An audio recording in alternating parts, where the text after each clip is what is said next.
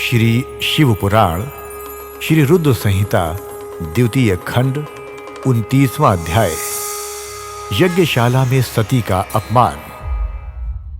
ब्रह्मा जी बोले, हे नारद, दक्ष कन्या देवी सती उस स्थान पर गईं जहां महान यज्ञोत्सव चल रहा था, जहां देवता, असुर और मुनि, साधु, संत अग्नि में मंत्रोच्चारण के साथ आहुतियां डाल रहे थे। सती ने अपने पिता के घर में अनेक आश्चर्यजनक बहुमूल्य वस्तुएं देखी।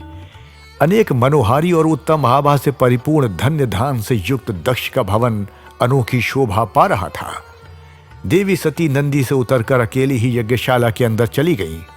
सती को वहां आया देखकर उनकी माता और बहिनें बहुत प्रसन्न हुईं और देवी सती का खूब आदर सत्कार करने लगी। परंतु उनके पिता दक्ष ने उनको देखकर कोई खुशी जाहिर नहीं की और ना ही उनकी तरफ ध्यान दिया। दक्ष के भय से ही अन्य लोगों ने भी देवी सती का आदर नहीं किया। सभी के व्यवहार में तिरस्कार देखकर देवी सती को बहुत आश्चर्य हुआ। फिर भी उन्होंने अपने माता पिता के चरणों में मस्तक झुकाया। देवी सती ने यज्ञ में सभी देवताओं का अलग अलग भाग देखा। जब सती को अपने पति भगवान शिव का भाग वहां दिखाई नहीं दिया तो उन्हें बहुत क्रोध आया। अपमानित होने के कारण देवी सती दक्ष को लताड़ते हुए बोली, हे प्रजापति, आपने परम मंगलकारी भगवान शिव को इस यज्ञ में क्यों नहीं बुलाया, जिनकी उपस्थिति से ही सारा जगत पवित्र हो जाता है। भगवान शिव यज्ञ वेताओं में श्रेष्ठ हैं, वे ही यज्ञ के अंग हैं, वे ही यजमान हैं। जब सब कुछ वे ही हैं तो उनके बिना इस महायज्ञ की सिद्धि कैसे हो सकती है। उनके बिना तो ये यज्ञ अपवित्र है। आपने भगवान शिव को सामान्य समझकर उनका घोर अनादर किया है। शायद आपकी बुद्धि के भ्रष्ट होने के कारण ही ऐसा हुआ है। मुझे तो यह समझ में ही नहीं आ रहा है कि बिना भगवान शिव के आए ये विष्णु और ब्रह्मा सहित सभी ऋषि मुनि इस यज्ञ में कैसे आ गए। तब देवी सती मेरे सम्मुख खड़ी हुई और विष्णु सहित सभी उपस्थित देवताओं व ऋषियों और मुनियों को डांटने लगी और उन्हें बहुत फटकारा।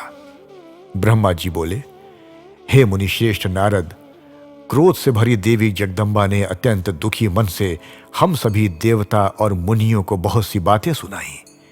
देवी सती की बातें सुनकर कोई भी कुछ नहीं बोला, परंतु उनके पिता दक्ष उनके वचनों से बहुत अधिक क्रोधित हो गए और इस प्रकार बोले। दक्ष ने कहा, हे पुत्री सती, तुम्हारे इस प्रकार के वचनों से क्या लाभ होगा। तुम बिना बात के सभी का अपमान कर रही हो। वैसे भी मैंने तुम्हें यहां आने का कोई निमंत्रण नहीं दिया था, तो तुम क्यों चली आई। तुम यहां खड़ी रहो या वापस चली जाओ, तुम्हारी इच्छा है। वैसे भी यहां उपस्थित सभी देवता और ऋषि मुनि ये जानते हैं कि तुम्हारे पति शिव अमंगलकारी हैं। उन्हें वेदों से बहिष्कृत किया गया है। वे भूतों, प्रेतों तथा पिशाचों के स्वामी हैं। उन्होंने बहुत बुरा वेश धारण किया है। इसलिए मैंने रुद्र को इस महायज्ञ में नहीं बुलाया है। मैंने बिना सोचे समझे ब्रह्मा जी के कहने पर तुम्हारा विवाह उनसे कर दिया। नहीं तो शिव इस योग्य नहीं है कि उनसे किसी भी प्रकार से कोई संबंध बनाया जाए। अब तुम आ ही गई हो तो स्थान ग्रहण कर लो। आगे तुम्हारी जैसी इच्छा, हमारा कोई आग्रह नहीं है। दक्ष की ये बातें सुनकर उनकी दुहिता सती ने अपने पति की बुराई करने वाले अपने पिता को देखा तो उनके मन में रोष बढ़ गया। वे क्रोध से भर गईं। तब वे मन में ही विचार करने लगीं कि अब मैं शिव जी के सामने कैसे जाऊंगी।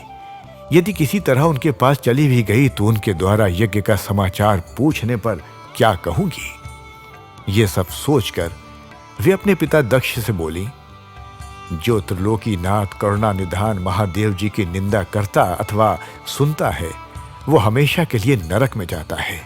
अर्थात जब तक सूर्य और चंद्रमा का अस्तित्व है उसे नरक भोगना पड़ता है। इस प्रकार देवी सती को वहां आने पर बहुत पश्चाताप हो रहा था। अपने पति भगवान शिव की अवहेलना को वे सहन नहीं कर पा रही थीं। तब वे अपने पिता दक्ष सहित अन्य देवताओं से कहने लगी। देवी सती बोली, तुम सभी भगवान शिव के निंदक हो। तुमने उनकी अवहेलना होते देखकर प्रभु शिव का अपमान किया है। इस पाप का फल तुम सभी को अवश्य भोगना पड़ेगा।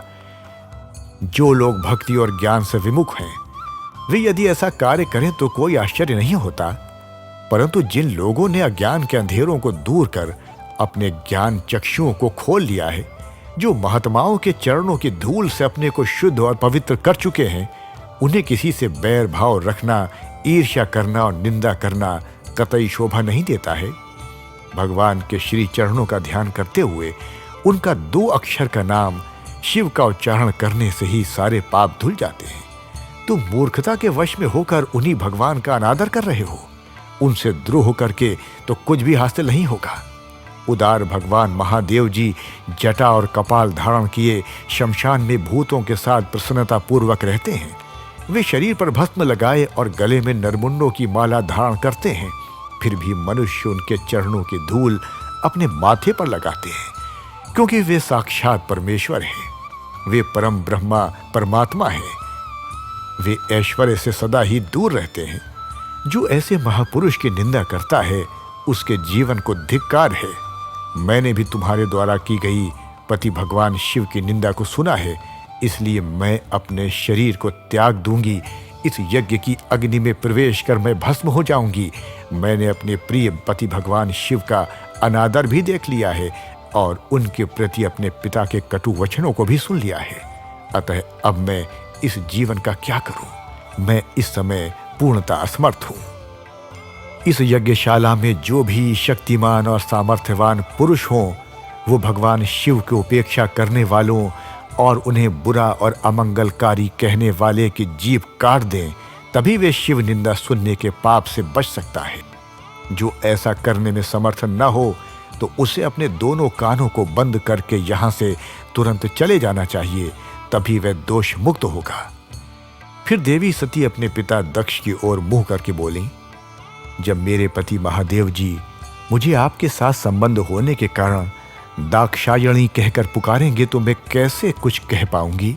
हे पिताजी, आपने मेरे पति का घोर अपमान करके मुझे उनके सामने जाने लायक भी नहीं छोड़ा, इसलिए मेरे पास अब एक ही रास्ता शेष है। मैं आपके द्वारा प्राप्त इस घृणित शरीर को आपके सामने ही त्याग कर दूंगी। तत्पश्चात सती वहां उपस्थित सभी देवताओं से बोली कि तुम सब ने करुणानिधान भगवान शिव की निंदा सुनी है, इसलिए तुम्हारे कर्मों का दुष्परिणाम तुम्हें अवश्य मिलेगा। मेरे पति भगवान शिव तुम सबको इसका दंड अवश्य देंगे। उस समय देवी बहुत क्रोधित थी। ये सब कहकर वे चुप हो गईं और अपने मन में अपने प्राण वल्लभ भगवान शिव का स्मरण करने लगी।